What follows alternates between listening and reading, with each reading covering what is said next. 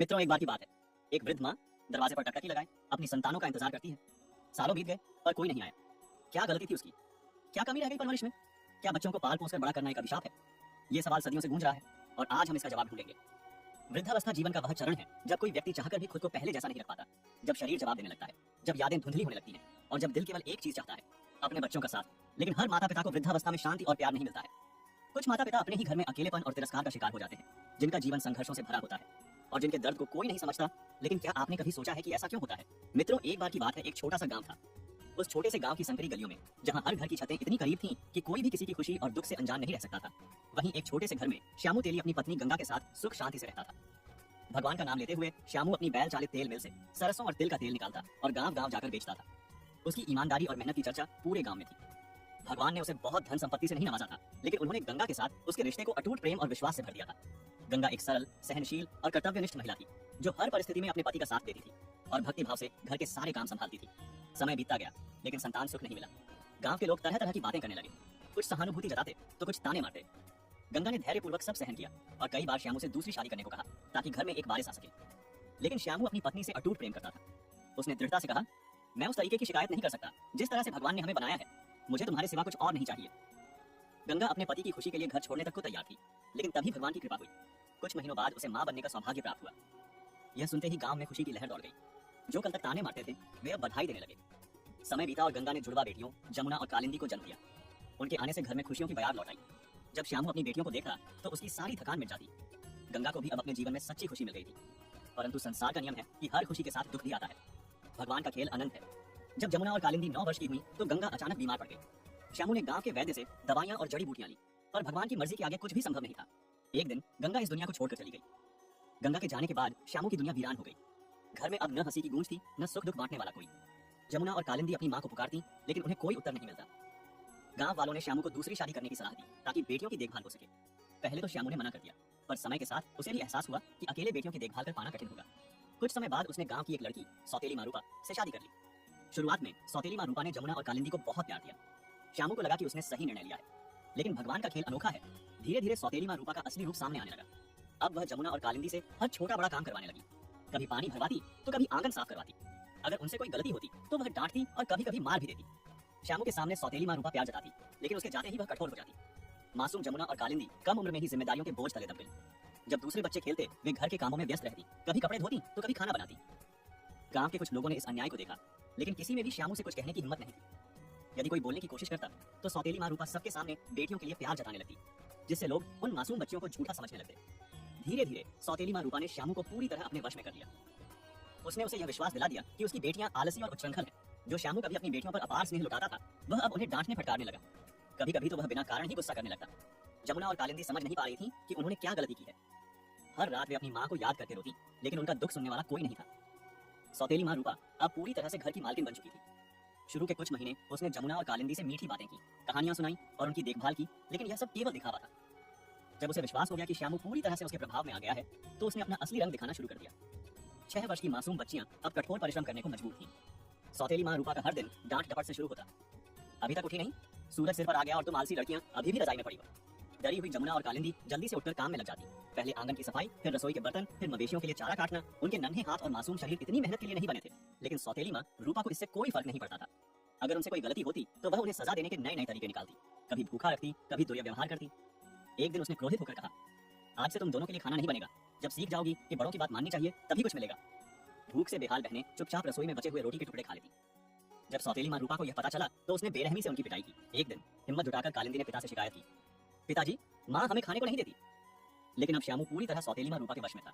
वह गुस्से से बोला, झूठ मत बोलो, तुम्हारी मां इतनी क्रूर नहीं हो सकती। कालिंदी की आंखों में आंसू भर आए। अब वह समझ चुकी थी कि उसके पिता पहले जैसे नहीं रहे। गांव के कुछ लोगों ने देखा कि जमुना और कालिंदी दिन ब दिन कमजोर होती जा रही है। उनके चेहरे की चमक फीकी पड़ चुकी थी। उनकी आंखों के नीचे गहरे गड्ढे पड़ गए थे और उनके कपड़े हमेशा मैले रहते थे। एक दिन पड़ोस की एक चाची, जिन्होंने कभी जमुना और कालिंदी को गंगा की गोद में खेलते देखा था, उनके पास आई और प्यार से पूछा, बेटा, तुम्हारी सौतेली मां कैसी है? क्या वह तुम्हारी ठीक से देखभाल करती है? जमुना और कालिंदी ने एक दूसरे को देखा और फिर सिर झुका लिया। वे जानती थीं कि यदि सच बताया तो सौतेली मां रूपा उन्हें और सताएगी। सौतेली मां रूपा की क्रूरता केवल घर तक सीमित नहीं रही, उसने बेटियों को तेल मिल पर काम करने के लिए भी मजबूर कर दिया। दिन भर बैल चलाना, भारी पत्थर के चक्र को घुमाना, यह सब उनके लिए बहुत कठिन था। एक दिन थकान के कारण कालिंदी तेल मिल के पास सो गई। यह देखकर सौतेली मां रूपा गुस्से से आग बबूला हो गई। उसने मोटी छड़ी उठाकर उसकी पीठ पर जोर से मार दी। कालिंदी दर्द से कराह उठी, पर उसने कोई आवाज नहीं की। लेकिन क्या भगवान इस अन्याय को अनदेखा कर देंगे? नहीं, सच्चाई कभी छिपती नहीं, न्याय अवश्य होगा। वह जानती थी कि अगर उसने विरोध किया तो उसकी सजा और भी बढ़ जाएगी। इस रोजमर्रा के अन्याय और कष्टों के बीच जमुना और कालिंदी के पास बस एक ही सहारा था, उनके सपने। रात में जब वे थकी हुई बिस्तर पर लेट जाती तो एक दूसरे से बातें करती। दीदी, क्या आप कभी सोचती हैं कि हमारी जिंदगी कितनी अलग होती अगर माँ हमारे साथ होती? कालिंदी ने पूछा। हाँ, मैं अक्सर सोचती हूँ, जमुना ने गहरी सांस ली। लेकिन अब हमें अपना भाग्य खुद बनाना होगा, हमारे लिए कोई कुछ नहीं करेगा। सौतेली माँ रूपा के अत्याचारों के बीच उनका बचपन धीरे धीरे पिघल रहा था। उनके दिल किसी दूसरी दुनिया में उड़ जाना चाहते थे, एक ऐसी जगह जहाँ कोई उनसे जबरदस्ती काम न करवाए, कोई उन्हें बिना कारण न पीटे, और जहाँ वे अपनी माँ की गोद में सिर रखकर चैन से सो सकें। लेकिन हर सुबह उन्हें फिर से कठोर वास्तविकता का सामना करना पड़ता था। एक दिन जब वे तेल प्रेस से तेल निकालकर गांव में बेचने निकली तो रास्ते में उन्होंने एक भव्य मंदिर देखा। यह वही मंदिर था जहाँ उनकी माँ उन्हें बचपन में लाया करती थी। माँ कहती थी, बेटा, भगवान हमेशा हमें देखते हैं, अगर हम सच्चे दिल से प्रार्थना करें तो वह निश्चित रूप से हमारी मदद करेंगे। ये शब्द उनके दिलों में गहराई से बस गए थे। उस दिन पहली बार उन्होंने महसूस किया कि उन्हें भी वहां जाकर प्रार्थना करनी चाहिए। तेल बेचने के लिए जाते समय वे मंदिर के दरवाजे पर रुक गई। मंदिर विशाल था और अंदर से भजन की मधुर ध्वनि आ रही थी। दीदी, अंदर चलकर देखें, कालिंदी ने धीरे से कहा। जमुना ने पहले इधर उधर देखा कि कहीं सौतेली माँ रूपा को पता न चल जाए, लेकिन फिर उसने अपनी बहन का हाथ पकड़ लिया और दोनों मंदिर के अंदर चली गई। अंदर जाते ही उन्हें अजीब सी शांति महसूस हुई। चारों ओर दियों की रोशनी थी, घंटियों की मधुर ध्वनि गूंज रही थी और लोग एक स्वर में भगवान की स्तुति कर रहे थे। यहाँ कितना सुंदर है, कालिंदी ने फुसफुसाया। कई लोग बैठे कहानी सुन रहे थे। एक बुजुर्ग पुजारी जिनकी सफेद दाढ़ी थी और चेहरे पर अपार स्नेह झलक रहा था, कथा सुना रहे थे। जो सच्चे दिल से भगवान को पुकारता है उसकी प्रार्थना कभी व्यर्थ नहीं जाती। यह सुनकर दोनों बहनों की आंखें भर आईं। पहली बार उन्हें लगा कि शायद उनकी प्रार्थनाएं सुनी जाएंगी, उनके दुख समाप्त हो सकते हैं। लेकिन जैसे ही कहानी खत्म हुई उन्हें अचानक याद आया कि उन्हें तेल बेचना है। दीदी, बहुत देर हो चुकी है, कालिंदी घबरा गई। हाँ, जल्दी चलो, जमुना ने कहा और दोनों मंदिर से बाहर भागी। जब वे घर पहुंची तो सौतेली माँ रूपा पहले से गुस्से में भरी बैठी थी।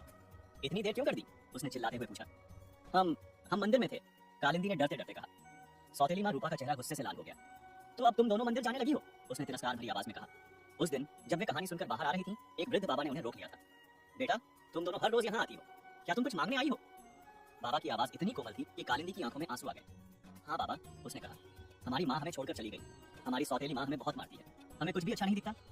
बाबा ने गहरी सांस ली और कहा, बेटा, भगवान के घर में देर है लेकिन अंधेर नहीं। तुम दोनों सच्चे दिल से उसकी पूजा करो, भगवान तुम्हारा रास्ता खुद बना देंगे। दोनों बहनें सिर झुकाकर चुपचाप खड़ी रहीं। रात में जब जमुना और कालिंदी बिस्तर पर लेटी थी तो उन्होंने एक दूसरे का हाथ पकड़ लिया। दीदी, क्या हम फिर से मंदिर जाएंगे? कालिंदी ने धीमी आवाज में पूछा। जमुना ने थोड़ी देर सोचा और फिर आत्मविश्वास से कहा, हाँ, हम जरूर जाएंगे। अगर हमें कहीं से मदद मिल सकती है तो वहीं से मिलेगी। उस रात पहली बार उन्हें उम्मीद की हल्की किरण दिखाई दी। सौतेली माँ रूपा की सख्त पाबंदियों और कठोर सजाओं के बावजूद मंदिर जाना अब उनके लिए बहुत महत्वपूर्ण हो गया था। यह न केवल पूजा का स्थान था बल्कि उनकी उम्मीद का एकमात्र स्रोत भी बन गया था। लेकिन अब वे पहले की तरह खुलेआम मंदिर नहीं जा सकती थी। सौतेली माँ रूपा का गुस्सा हमेशा उनके सिर पर मंडराता रहता था। अगर उसने उन्हें पकड़ लिया तो वह उन्हें हमेशा के लिए घर में बंद कर सकती थी। इसलिए उन्होंने एक योजना बनाई। हर दिन जब सौतेली माँ रूपा उन्हें तेल बेचने भेजती, वे पहले बाजार जाकर जल्दी से तेल बेच देती और फिर मंदिर के पीछे वाली गली से अंदर जाती। यह रास्ता सुनसान था और अगर किसी ने उन्हें देख भी लिया तो खबर सीधे सौतेली माँ रूपा तक नहीं पहुंचती। दीदी, अगर माँ को पता चल गया तो? कालिंदी ने चिंतित होकर पूछा। तब भी हम जाना नहीं छोड़ सकते, जमुना ने दृढ़ता से कहा। एक दिन जब वे मंदिर पहुंची तो वहां पहले से ज्यादा भीड़ थी। भजन कीर्तन जोर शोर से चल रहा था और भक्तों की भक्ति देखने लायक थी। जैसे ही वे कहानी सुनने के लिए एक कोने में जाकर बैठी, उनकी नजर एक वृद्ध बाबा पर पड़ी। बाबा ने साधारण सफेद धोती पहनी हुई थी। उनकी गहरी रहस्यमयी आंखों में अपार शांति थी। उन्होंने मुस्कुराकर पूछा, बेटा, तुम दोनों हर रोज यहाँ आती हो, है ना? जमुना और कालिंदी चौंक गई। हाँ बाबा, जमुना ने धीरे से जवाब दिया। बाबा कुछ पल तक उन्हें देखते रहे और फिर बोले, क्या तुम्हें डर नहीं लगता कि तुम्हारी सौतेली माँ तुम्हें यहाँ आते हुए देख लेगी? दोनों बहनें थोड़ी सी घबरा गई। लगता तो है बाबा, कालिंदी ने धीरे से कहा, लेकिन हमें यहाँ आकर सुकून मिलता है। हमें लगता है कि हमारी प्रार्थनाएं सुनी जाएंगी। बाबा ने उनकी आंखों में झांका और फिर मुस्कुराए। तुम्हारी प्रार्थनाएं अवश्य सुनी जाएंगी, बस अपनी हिम्मत बनाए रखो। उन्होंने अपने झोले से 2 छोटी मिठाइयां निकालकर उनके हाथों में रख दी। यह प्रसाद है, उन्होंने स्नेह से कहा। जमुना और कालिंदी ने श्रद्धा से प्रसाद लिया और माथे से लगाया। मंदिर से लौटते समय उनके चेहरों पर एक अनोखी चमक थी। दीदी, बाबा कितने अच्छे थे ना? ऐसा लग रहा था जैसे वे हमारी पूरी कहानी जानते हो। हाँ, लेकिन हमें उम्मीद नहीं खोनी चाहिए। सौतेली माँ रूपा का क्रोध फिर जागा। जब वे घर पहुंची तो सौतेली माँ रूपा दरवाजे पर खड़ी थी। इतनी देर क्यों हुई? दोनों बहनों का रंग उड़ गया। सौतेली माँ रूपा की नजर उनकी हथेलियों में पड़े प्रसाद पर पड़ी और इस बार उसका क्रोध और भी भयंकर था। उस रात जब पूरा गांव गहरी नींद में सो रहा था, जमुना और कालिंदी धीरे से अपने पलंग से उठ गईं। उन्होंने अपनी सांसें रोकी और दरवाजे की ओर देखा। सौतेली माँ रूपा और श्यामू गहरी नींद में थे। वे दबे पांव दरवाजे की ओर बढ़ी, कुंडी खोली और बिना कोई आवाज किए बाहर निकल गई। गांव की गलियां रात में और भी डरावनी लग रही थी। कहीं दूर से किसी कुत्ते के भौंकने की आवाज आ रही थी और कभी कभी हवा के झोंके से सूखे पत्ते सरसराने लगते थे। कालिंदी ने घबराकर पूछा, दीदी, अगर किसी ने हमें देख लिया तो? चुपचाप चलते रहो, जमुना ने फुसफुसाकर कहा। थोड़ी ही देर में वे मंदिर पहुंच गई। वहां गहरा सन्नाटा था। न कोई भीड़ थी, न कोई कथा चल रही थी। केवल घी के दियों की हल्की रोशनी मंदिर के आंगन में फैली हुई थी। वे अभी अंदर पहुंची ही थी कि अचानक उन्होंने उसी बाबा को देखा जो पहले उन्हें प्रसाद देते थे। बाबा मंदिर के एक कोने में बैठे थे और जैसे ही उन्होंने लड़कियों को देखा उनके चेहरे पर एक रहस्यमयी मुस्कान आ गई। तो तुम दोनों फिर आ गई? बाबा की आवाज में कोई हैरानी नहीं थी, मानो उन्हें पहले से ही पता हो। हाँ बाबा, जमुना बोली, हमारी माँ हमें मंदिर आने से मना करती है, लेकिन हम रह नहीं सकते, हमें यहाँ अच्छा लगता है। बाबा ने धीरे से सिर हिलाया। बेटा, तुम दोनों बहुत साहसी हो, याद रखना साहस से बढ़कर कुछ नहीं होता। कालिंदी ने हिचकिचाते हुए पूछा, बाबा आप कौन हैं? बाबा मुस्कुराए और बोले, मैं सिर्फ एक साधारण यात्री हूँ जो इस दुनिया में अच्छे काम करने के लिए घूम रहा है। फिर उन्होंने अपने झोले से 2 छोटी मिट्टी की गुड़ियां निकालकर लड़कियों के सामने रख दी। इन्हें ले जाओ और जब तुम्हें लगे कि तुम्हारी सौतेली माँ बहुत गुस्से में है तो इन्हें अपने पास रख लेना। जमुना और कालिंदी ने गुड़िया को उठा लिया, लेकिन वे इसे पूरी तरह से समझ नहीं पाई। बाबा ये गुड़िया क्या करेंगी? बाबा हल्का सा हंसे और बोले, जो कुछ भी होगा तुम खुद देखोगी। इतना कहकर वे उठे और अंधेरे में कहीं गायब हो गए। सौतेली माँ रूपा अभी भी कठोर थी, लेकिन जब भी उसने लड़कियों पर हाथ उठाने की कोशिश की तो उसके रास्ते में कोई ना कोई बाधा आ जाती। कभी तेल गिर जाता, कभी चूल्हे की आग अचानक तेज हो जाती और कभी उसकी तबीयत ही खराब हो जाती। धीरे धीरे दोनों बहनों को एहसास हुआ कि बाबा ने उन्हें कोई साधारण गुड़िया नहीं दी है। जब भी सौतेली माँ रूपा उन्हें मारने के लिए हाथ उठाती, कुछ न कुछ ऐसा हो जाता जिससे वह खुद मुसीबत में पड़ जाती। धीरे धीरे गांव के लोग इन अजीब घटनाओं के बारे में बातें करने लगे। गांव छोटा था, इसलिए किसी भी नई खबर को फैलने में ज्यादा समय नहीं लगता था। क्या तुमने सुना? श्यामू तेली की बेटियां कितनी भाग्यशाली हैं। हाँ, मैंने सुना है कि जब भी उनकी सौतेली माँ उन्हें मारने की कोशिश करती है तो खुद ही किसी मुसीबत में फंस जाती है।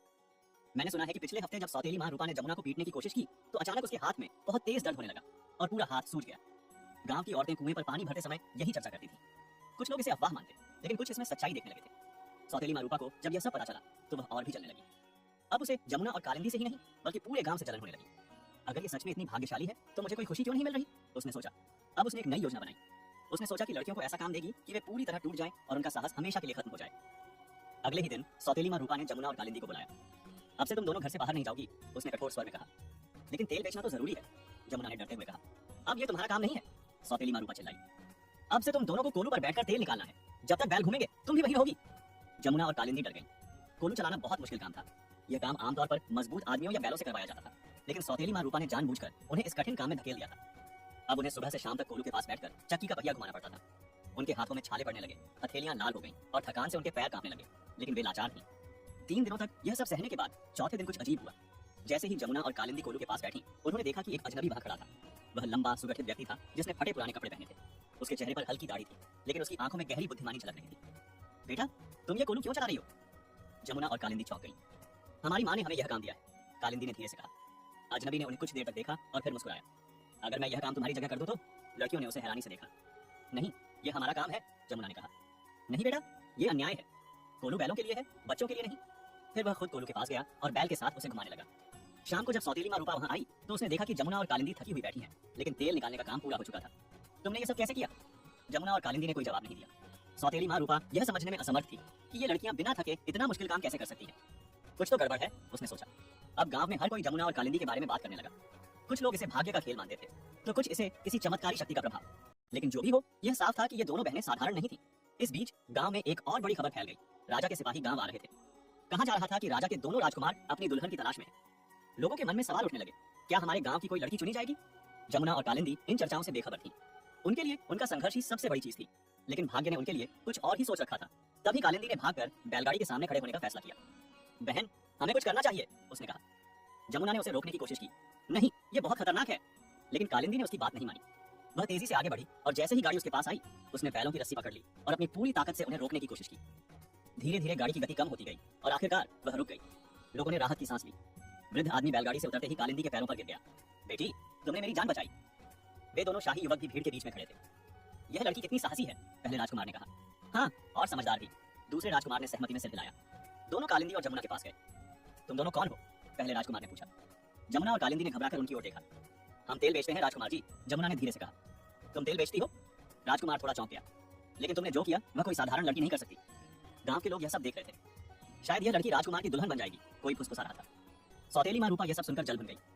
अब ये लड़कियां शाही महल पहुंचने की सोच रही हैं, उसने खुद से कहा। उसने महसूस किया कि अगर जमुना और कालिंदी को शाही महल में जगह मिल गई तो उसकी सारी चालें बेकार हो जाएंगी। मुझे कुछ करना होगा, उसने सोचा। अगले दिन गांव के मुखिया को शाही महल से एक संदेश मिला। राजा चाहता था कि जमुना और कालिंदी महल में आए। यह खबर पूरे गांव में आग की तरह फैल गई। सौतेली माँ रूपा यह समझने में असमर्थ थी कि उसे अब क्या करना चाहिए। क्या वह दोनों बहनों को महल जाने देगी या वह कोई और चाल चलेगी? शाही महल से आया बुलावा पूरे गांव में चर्चा का विषय बन गया। हर कोई यह जानने के लिए उत्सुक था कि तेली की बेटियों में क्या खास बात है कि उनका नाम शाही महल तक पहुंच गया। किसी को विश्वास नहीं हो रहा था कि एक साधारण तेली की बेटियां राजकुमार का ध्यान आकर्षित कर सकती हैं। कुछ लोग इसे अच्छा भाग्य मान रहे थे, जबकि कुछ इसे महज एक संयोग मान रहे थे। लेकिन सौतेली माँ रूपा को यह बात जहर जैसी लग रही थी। इन दोनों में क्या खास बात है? ये तो बस दो आलसी लड़कियां हैं। वह अपने मन में बड़बड़ कर रही थी। वह जानती थी कि अगर जमुना और कालिंदी महल में पहुंच गई तो वह उन पर अपनी पकड़ खो देगी। अब वह उन्हें प्रताड़ित नहीं कर पाएगी। और सबसे महत्वपूर्ण बात यह है कि अगर उन्हें महल में सम्मान मिलता है तो वह खुद गांव में बदनाम हो जाएगी। मैं ऐसा कभी नहीं होने दूंगी। वह पूरी रात सोचती रही कि इन दोनों बहनों को महल जाने से कैसे रोका जाए। अगली सुबह गांव का मुखिया श्यामू तेली के घर पहुंचा।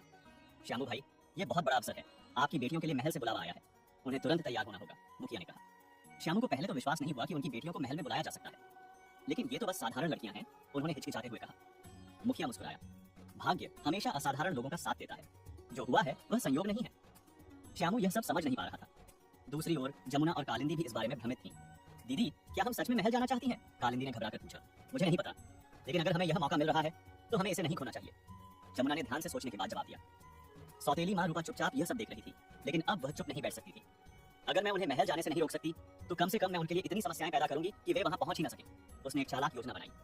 रात में जब सब सो रहे थे, सौतेली माँ रूपा ने दोनों बहनों को हिलाकर जगा दिया। तुम दोनों महल जाना चाहती हो, है ना जमुना? कालिंदी डर गई। तो पहले तुम्हें मेरी परीक्षा पास करनी होगी, कालिंदी ने डरते हुए पूछा। हाँ, सौतेली माँ रूपा ने सख्त स्वर में कहा। अगर तुम दोनों वास्तव में महल जाने के लायक हो तो पहले यह काम पूरा करो। सौतेली माँ रूपा ने दोनों बहनों को एक एक बड़ा घड़ा दिया। इन घड़ों को गांव के दूसरे छोर पर स्थित नदी से भरकर लाओ, लेकिन ध्यान रहे कि पानी की एक भी बूंद नहीं गिरनी चाहिए। आधी रात में जमुना ने आश्चर्य से कहा। हाँ, अगर तुम दोनों इतनी महान बनने जा रही हो तो तुम्हें हर चुनौती के लिए तैयार रहना होगा। दोनों बहनों ने बहस नहीं की। वे जानती थीं कि अगर उन्होंने इनकार कर दिया तो सौतेली माँ रूपा उन्हें किसी और तरह से तंग करेगी। वे धीरे धीरे नदी की ओर चल पड़ी। रात अंधेरी थी, चारों तरफ अंधेरा था और उन्हें हर कदम पर डर लग रहा था। जब वे नदी पर पहुंची तो पानी ठंडा था और धारा तेज थी। दीदी, हमें बहुत सावधानी से काम करना होगा, कालिंदी ने कहा। जमुना ने सिर हिलाया और दोनों ने अपने मटकों को पानी से भर लिया। लेकिन जब वे लौट रही थी तो अचानक हवा तेज हो गई और मटके हिलने लगे। सावधानी से चलो, जमुना ने कहा। वे किसी तरह घर पहुंची, लेकिन सौतेली माँ रूपा हंसी और मटकों को जमीन पर गिरा दिया। हाँ, ऐसा लगता है कि तुमने इसे ठीक से नहीं किया, उसने व्यंग्य से कहा। लेकिन असली परीक्षा तो अभी आनी बाकी है। दोनों बहनों को दिव्य कपड़े पहनाए गए और शाही महल के रथ में बैठाया गया। जब वे गांव से बाहर निकली तो उन्हें देखने के लिए सारे गांव वाले जमा हो गए। लोगों ने श्रद्धा से कहा, देखो, ये लड़कियां एक दिन बहुत ऊंचाई पर पहुंचेंगी। और इस तरह जमुना और कालिंदी ने अपने नए जीवन की शुरुआत की ओर पहला कदम बढ़ाया। यह यात्रा न केवल उनके लिए एक बदलाव थी, बल्कि यह भगवान की योजना का वास्तविक रूप था। उनके लिए यह एक सपना था, यह उस जैसा था जो उन्होंने लोक कथाओं में ही सुना था, और आज वही ठोस रूप में उनके सामने प्रकट हो रहा था। गांव से जाते समय उनके मन में एक अज्ञात भावना थी। एक तरफ उत्साह और दूसरी तरफ एक अनकहा संकोच। पहली बार वह अपनी छोटी सी दुनिया से बाहर जा रही थी। रथ के हल्के झूले की सिहरन उनके दिल में जिज्ञासा और आशंका दोनों जगा रही थी। दीदी, क्या होगा अगर वहां के लोग हमें स्वीकार नहीं करते? कालिंदी ने धीरे से पूछा।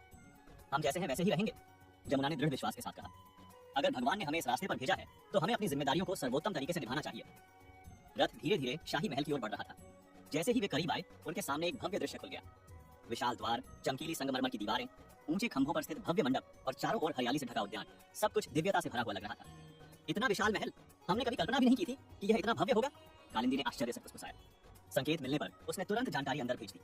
राजकुमारों के आदेश के अनुसार गांव की लड़कियां आ गई हैं। कुछ ही क्षणों में एक नौकर उनका स्वागत करने के लिए आगे आया और विनम्रता से कहा, आप दोनों का स्वागत है, कृपया हमारे साथ आइए। जमुना और कालिंदी ने एक दूसरे को देखा। यह दुनिया उनके लिए बिल्कुल नई थी, लेकिन उन्होंने हिम्मत जुटाई और आगे बढ़ गई। जैसे ही वे महल के मुख्य प्रांगण में पहुंची, उनकी पहली परीक्षा शुरू हो गई।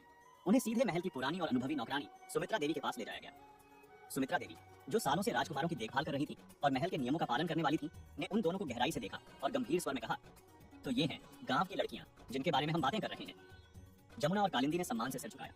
सुमित्रा देवी ने कठोर स्वर में कहा, महल में रहने के लिए सिर्फ सुंदरता काफी नहीं है, आपको यहाँ के रीति रिवाजों, व्यवहार, विचारों और तौर तरीकों को सीखना होगा। उन्होंने कुछ नौकरानियों को तुरंत महल की परंपराओं और अनुशासन में प्रशिक्षित करने का आदेश दिया। अगले कुछ दिनों तक जमुना और कालिंदी को महल की जीवन शैली का अभ्यास कराया गया। पहले दिन उन्हें बताया गया कि कैसे चलना, बैठना और बात करना है। दूसरे दिन उन्हें खाने के नियमों, कौन से व्यंजन खाने हैं, सबसे पहले भोजन परोसने का तरीका क्या होना चाहिए और महल के शिष्टाचार का कैसे पालन किया जाना चाहिए के बारे में सिखाया गया। तीसरे दिन उन्हें महल के विभिन्न हिस्सों, शाही दरबार, शाही उद्यान, अस्तबल, शस्त्रागार और महाराजा के भव्य भंडार गृह से परिचित कराया गया।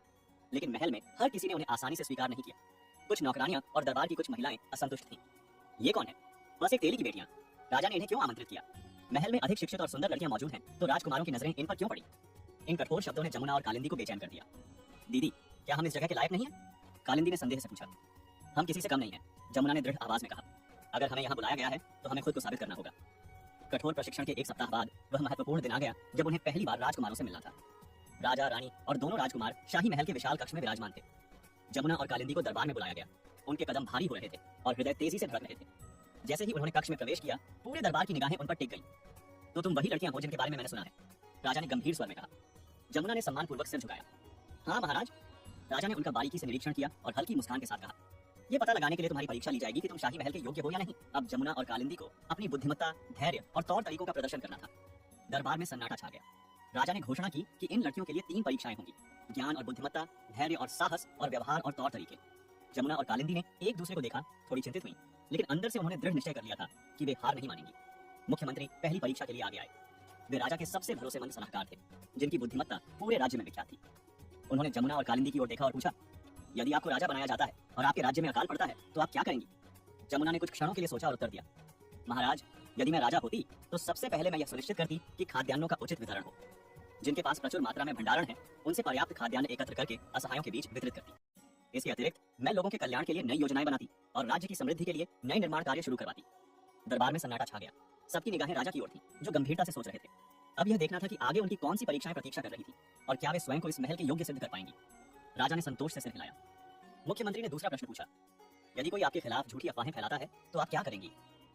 इस बार कालिंदी ने उत्तर दिया, यदि कोई मुझ पर झूठे आरोप लगाता है तो सबसे पहले मैं यह सुनिश्चित करूंगी कि मेरा विवेक शुद्ध है। यदि मैं सच्चाई के मार्ग पर हूं तो मुझे डरने की कोई आवश्यकता नहीं है, क्योंकि सत्य सदैव सामने आता है। धीरे धीरे लोग स्वयं ही सच्चाई को पहचान लेंगे। महल के कुछ दरबारी इस उत्तर से प्रभावित होने लगे। फिर तीसरा प्रश्न आया, राजा के लिए सबसे महत्वपूर्ण गुण क्या है? जमुना ने बिना रुके उत्तर दिया, धैर्य और न्यायप्रियता। यदि राजा धैर्यवान नहीं है तो वह सही निर्णय नहीं ले पाएगा, और यदि वह न्यायप्रिय नहीं है तो लोगों को उस पर विश्वास नहीं होगा। मुख्यमंत्री मुस्कुराए और राजा की ओर देखा। राजा ने सहमति में सिर हिलाया और कहा, इन लड़कियों में बुद्धिमत्ता की कोई कमी नहीं है। अब अगली परीक्षा धैर्य और साहस की थी।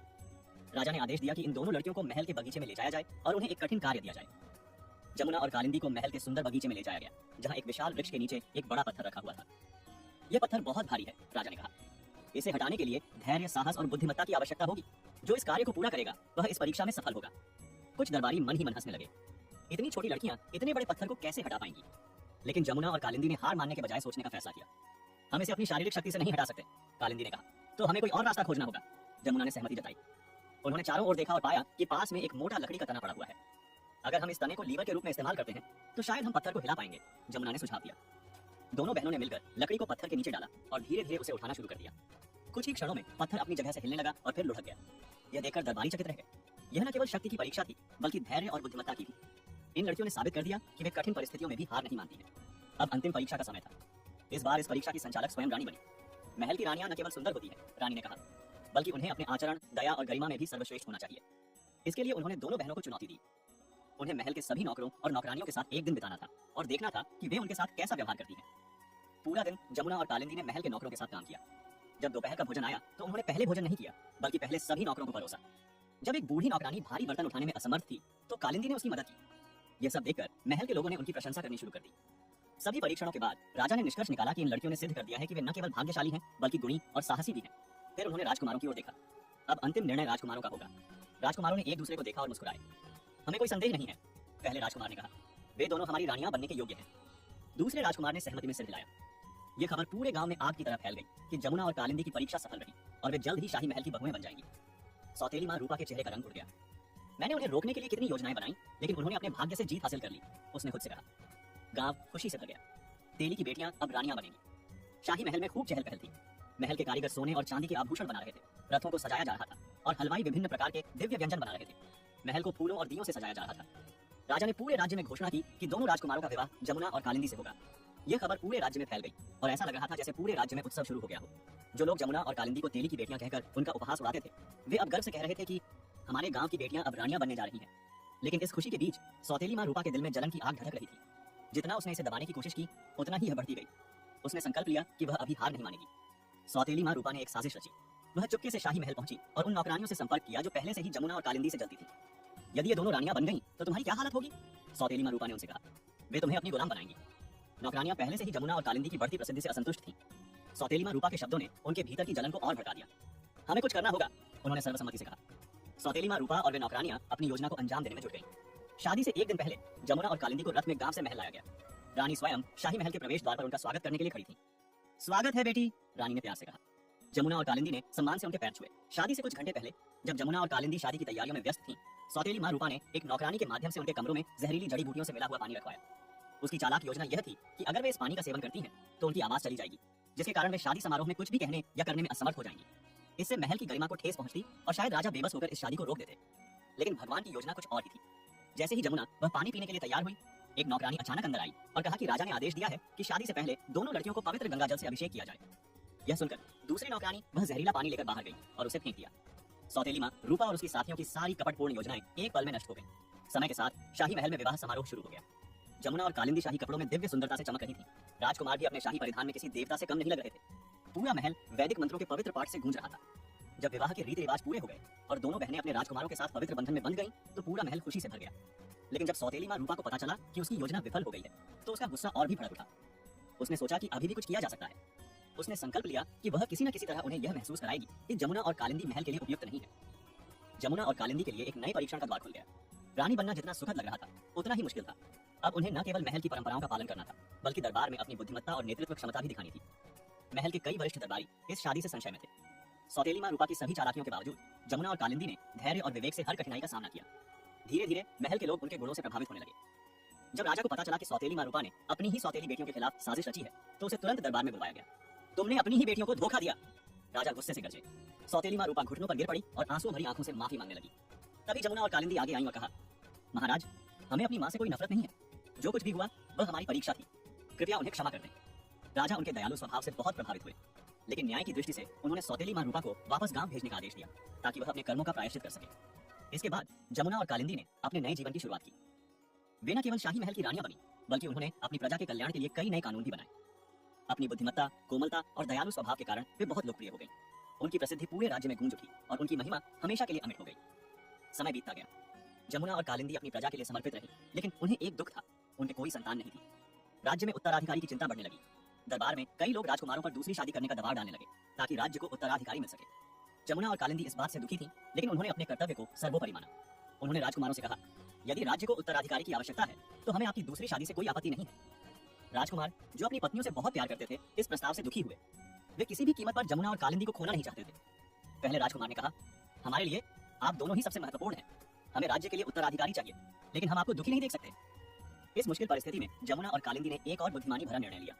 उन्होंने राज्य के सबसे योग्य और निष्ठावान युवक को गोद लेने का प्रस्ताव रखा।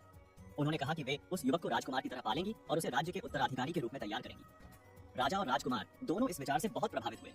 उन्होंने जमुना और कालिंदी की बुद्धिमत्ता और दूरदर्शिता की सराहना की। फिर राज्य में योग्य युवक की तलाश शुरू हुई। कई परीक्षणों और साक्षात्कारों के बाद एक अनाथ बालक, जिसका नाम विक्रम था, को चुना गया। विक्रम बुद्धिमान, साहसी और दयालु था। जमुना और कालिंदी ने उसे अपने पुत्र के समान प्रेम दिया और उसे एक आदर्श उत्तराधिकारी बनाने में कोई कसर नहीं छोड़ी। विक्रम ने भी जमुना और कालिंदी को अपनी मां के समान सम्मान दिया। उसने राज्य के कल्याण के लिए अपना जीवन समर्पित कर दिया। जब राजकुमारों की मृत्यु हुई, तो विक्रम ने राज्य का शासन संभाला। वह एक महान राजा साबित हुआ, जिसने जमुना और कालिंदी के दिखाए मार्ग पर चलकर अपनी प्रजा की सेवा की। और इस प्रकार जमुना और कालिंदी की कहानी सदियों तक याद रखी गई।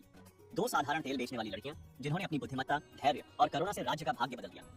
विक्रम के राजा बनने के कुछ वर्षों बाद राज्य में एक भयंकर सूखा पड़ा। नदियां सूख गईं, खेत बंजर हो गए और प्रजा भूख से त्राही त्राही करने लगी।